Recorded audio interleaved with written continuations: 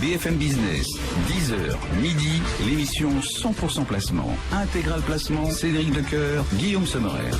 Et ça bouge pas mal sur les marchés ce matin, notamment sur le marché pétrolier avec une hausse de près de 5% du baril après les toutes dernières déclarations des différentes délégations qui se réunissent, vous le savez, aujourd'hui pour parler pétrole du côté de Vienne au sein de l'OPEP. Auparavant, on va jeter un œil bien évidemment sur la tendance, sur la façon dont nos traders envisagent le tout. Aujourd'hui, en ligne avec nous, Stéphane Soluteil. Bonjour Stéphane. Bonjour à toutes et à tous. Depuis technibourse.com et en duplex depuis Perceval, on retrouve Jean-Louis Cussac. Bonjour Jean-Louis. Bonjour tout le monde. Merci à tous les deux de vous prêter au jeu de ce match. Le CAC 44 576 points, on progresse de 0,5-0,6%. Stéphane, quelle est votre stratégie du jour? C'est vrai qu'on tente de s'extraire d'une zone de range dans lequel on évolue depuis 15 jours, 100 points de range entre 4470 et 4580 points.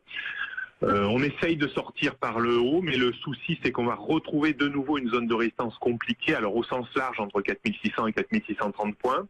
Donc pas trop d'euphorie, et on le voit bien, hein, le débordement du haut du range ces dernières minutes ou ces derniers quarts d'heure a du mal à trouver un potentiel haussier.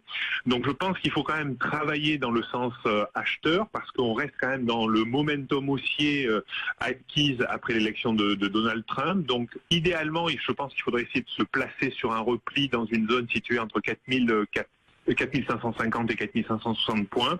Alors pour viser pas grand chose, toujours des stratégies à 15-20 points selon moi, pas chercher trop de directionnel. Je mettrai pas vraiment ma main au feu pour un débordement de la zone 4580-4637 points. J'ai l'impression qu'elle va encore bloquer. Je pense qu'il faudra vraiment attendre les banques centrales plus que le référendum italien.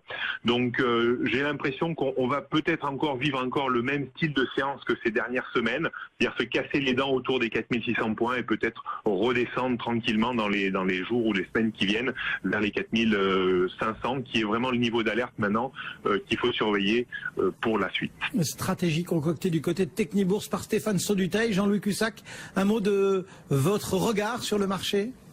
Toujours le même, c'est vrai qu'il se passe pas grand-chose. Là, ce matin, Air Liquide booste bien l'ambiance.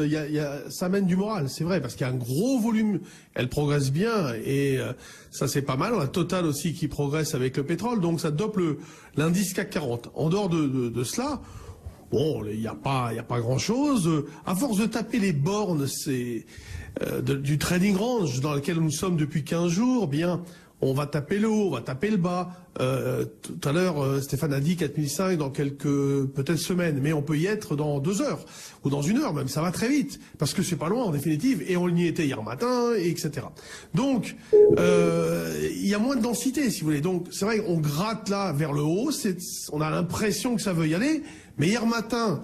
Et à plusieurs reprises, quand on était retombé vers 4400, on va dire 4490, on avait l'impression que ça pouvait aller vers le bas. Donc méfions-nous des impressions. C'est vrai que je pense qu'il faut rester extrêmement technique, sans vraiment essayer de se projeter sur un plan directionnel. Et là, je suis d'accord, il faut essayer d'engranger, sur plusieurs niveaux d'ailleurs, des écarts et encore des écarts. Et typiquement, quand nous sommes dans ce genre de situation, les stratégies à base d'options sont tout à fait intéressantes. Je suis placé sinon à 4560 dans une optique de spéculation, éventuellement jusqu'à 4545, et cela jusqu'à ce qu'on ait des nouvelles de l'OPEP évidemment. Donc voilà, en attente d'achat sur repli, avec toujours une tendance haussière non affirmée, mais sans potentiel. Jean-Louis Cussac et Stéphane Soluteil étaient nos 2 traders du